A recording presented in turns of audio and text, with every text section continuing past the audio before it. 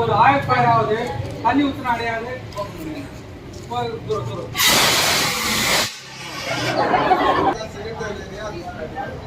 Cylinder எரியுதுன்னா என்ன பண்றீங்கன்னு பாருங்க.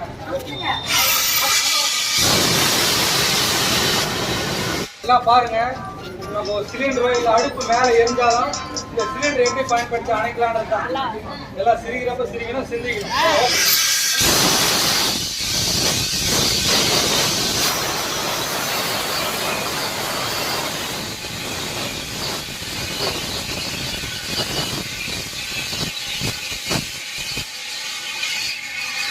பாட்டுமா கூட அங்கிட்ட மேல பாருங்க, நேரம் பாய பார்த்தா அடிங்க அடிங்க அடிங்க